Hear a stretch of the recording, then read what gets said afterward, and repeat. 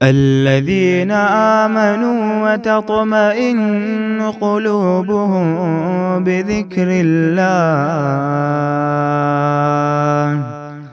ألا بذكر الله تطمئن القلوب۔ یہ لوگ تمہارے سامنے عذر پیش کریں گے جب تم ان کے پاس آؤ گے، جب تم ان کے پاس واپس جاؤ گے۔ آپ کہہ دیجئے کہ یہ عذر پیش مت کرو، ہم کبھی تم کو سچا نہ سمجھیں گے۔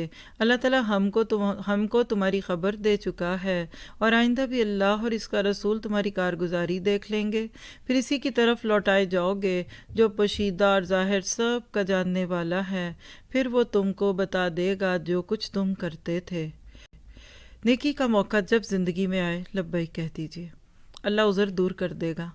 لکھیے جیم، ہم جن چیزوں کی وجہ سے کمٹ نہیں کرتے یا اوکے نہیں کرتے، اصل میں ان حالات نے بدلنا ہی ہماری کمٹمنٹ کے بعد ہوتا، اور ہم ساری زندگی اسی خوف کا شکار رہ کر بڑی بڑی نیکیوں کو ضائع کرنے کا ذریعہ بن جاتے اور بالکل اپنے آپ کو محروم کر لیتے۔ کل زندگی سے جب گزریں گے تب ہمیں احساس ہوگا کہ ہم نے کیا کیا کھویا، اور جنت میں جا کر اور کسی چیز پہ حسرت نہیں ہوگی اس کے سوا کہ جو گھڑیاں اللہ کی یاد، اللہ کے ذکر کے بغیر گزر گئیں۔